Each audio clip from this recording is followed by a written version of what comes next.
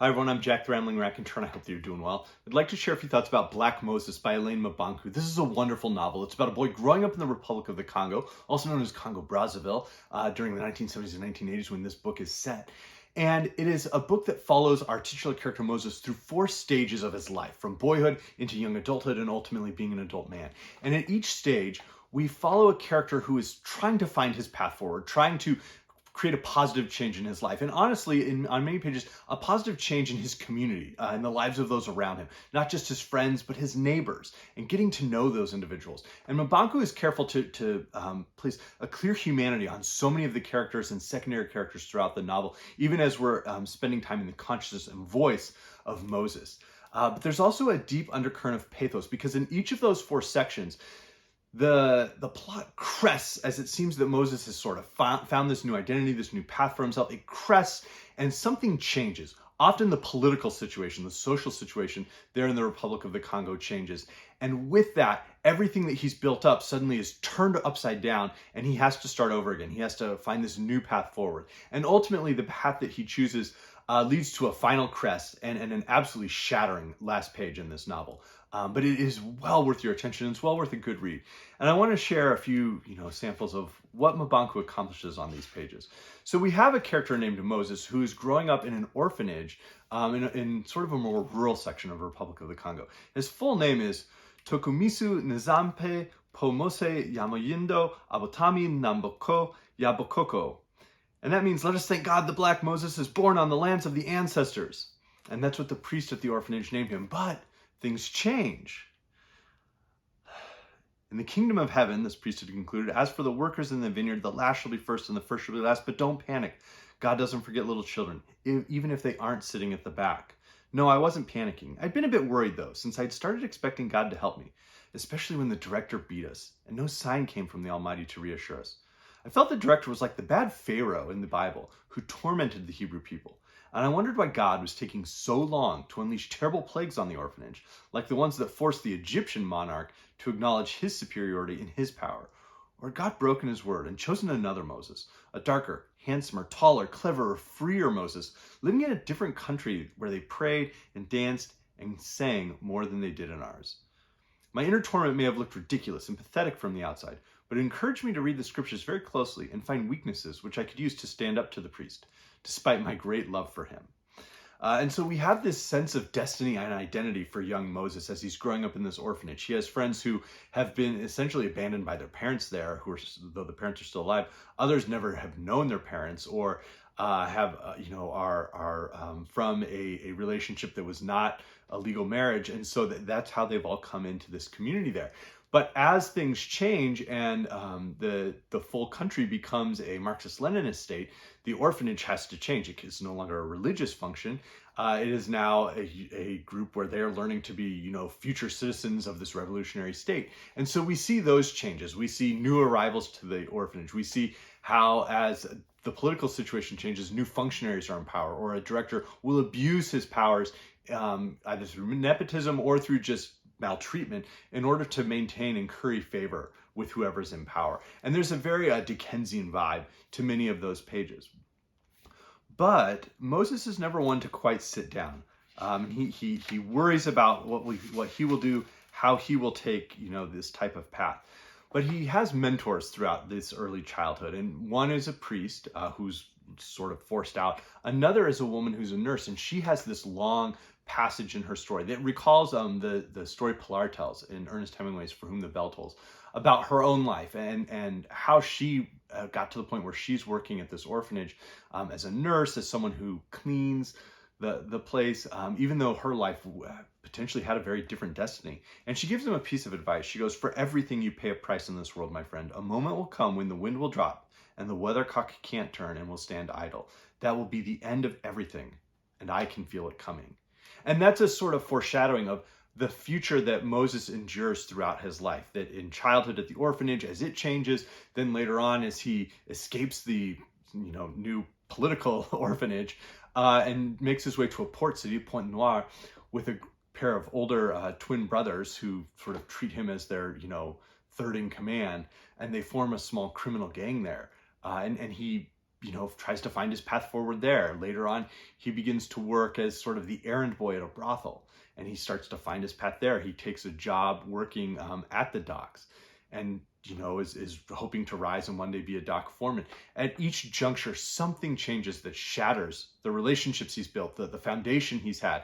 And it's very sad to see across the many pages how, in very many ways, the moment comes when the wind drops, the weathercock will not turn, and the end of everything has come. And it's what Mabanckou is very careful to do is to show that it's not just the end for Moses, that at each juncture, it's not just this one character who experiences failure, who experiences pathos, but it is his friends, it is his neighbors, it is the priest who was expelled from the orphanage, it is the woman who was the nurse and then demoted to being a custodian and ultimately just forced out. It is seeing what happens to the young women and the older women who run the brothel and what their ultimate fates are. It's Moses being able to contextualize how their humanity is just as valuable as his own on so many of these pages that makes this such a special and truly tragic reading experience. But there is also a great deal of zest. After a year and a half of living under the twins' protection and carrying out all sorts of jobs for them, stealing scooters or car tires, I felt increasingly like their second in command. I was proud of my nickname of Little Pepper, since it meant they acknowledged I had guts. Later on he goes, not only had I changed physically, I also spoke like the other members of the gang and managed to cast off the cultivated speech required of us in Loango. Now I was the one dreaming of being Robin Hood, adopting his name, possessing what had eluded the late Robin the Terrible. That character's generous heart. And if by chance I found a mango thief being chased by some redneck from the Grand Marche, I'd chase the pursuer. I'd helpfully put out my foot, and the redneck would go down, while the delinquent, to my huge satisfaction, was able to scarper, jabbing his right thumb at me to express his thanks.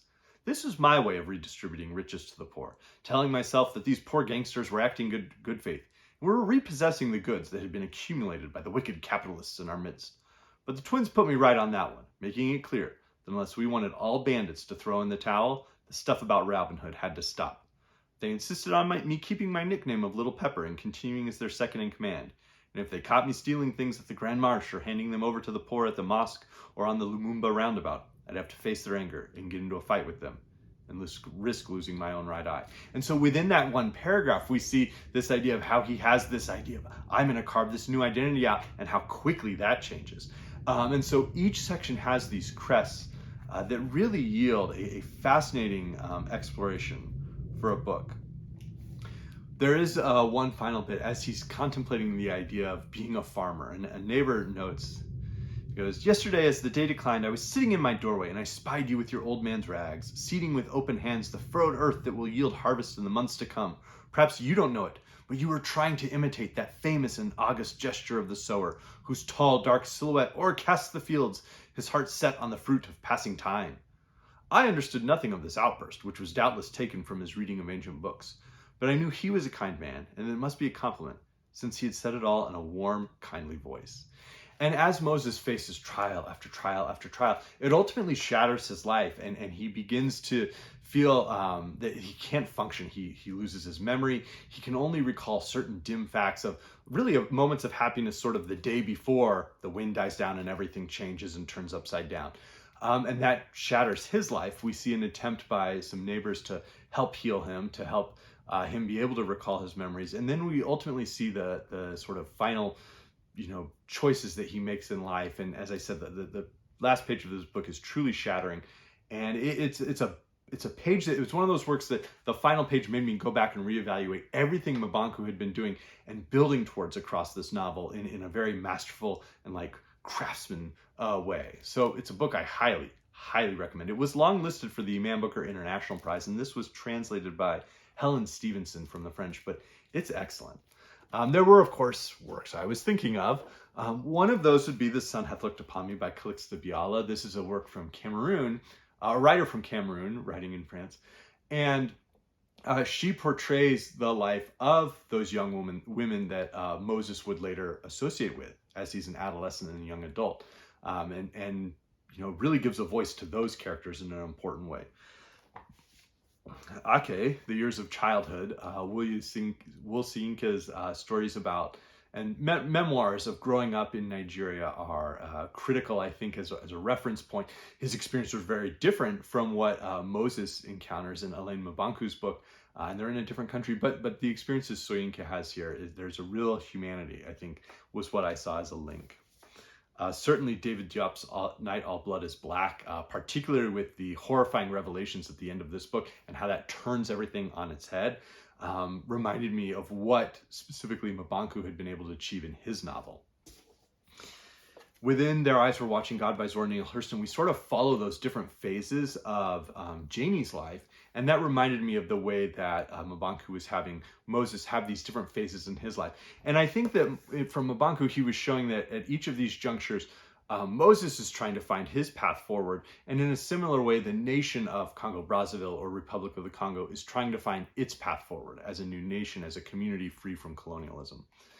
Across the Congo River, we have the Democratic Republic of the Congo, or Zaire, and that is something that is very important across Moses' experiences within his life, is how that is sometimes used by demagogues as sort of a trumped-up political rivalry to try and force changes and suggest that they're reformers when they pursue Zairean criminals while allowing others to do exactly as those alleged criminals have been doing. A writer from Zaire would be Sony Labou Tansi, whose Seven Solitudes of Lorsa Lopez is quite interesting. There's not a specific work from Ngūgī va Thiong'o in Kenya that came to mind, but Weep Not Child is perhaps the one that has the strongest emphasis on youth and adolescent experiences, I think. And then the urgency that is on many of the pages, particularly on the pages as Moses grows and then ultimately goes into Pointe Noire, reminded me of the high level of energy that's on just about every page of Cyprian and Quincy's People of the City. Within the US, I was thinking of Ralph Ellison's Invisible Man, particularly with the idea of how the unnamed narrator in Invisible Man has his different levels of education. And in each one, he sees sort of the hypocrisy of his society. He sees how wealth or race is used against him in so many different ways. And Moses sort of experienced that and reaches a sort of existential crisis comparable to what the Invisible Man does. Again, sort of a high level of energy as a narrative, but also sort of a work that's exploring the birth of national identity would be Adventures of China Iron by Gabriela Cabezon Camara. The ultimate end of Moses' life and where he goes as an adult reminded me in some ways of, you know, the really despairing narrative that is The Trial by Franz Kafka. Dickens, as I said, came to mind, particularly in the early pages and then later there on the streets of Pointe Noire, but probably Oliver Twist, but Great Expectations in some ways as well. And then a more contemporary work would be Breaking and Entering by Joy Williams.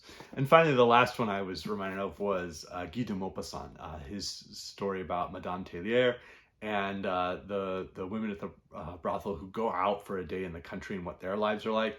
But also the real horror that is in Leorla came to mind as well. So that was Black Moses. Let me know if you've read this book. Let me know if you've read any other works by Alain Mabanckou. He's a writer I'm looking forward to reading more from. And I hope everybody's doing well. Thank you.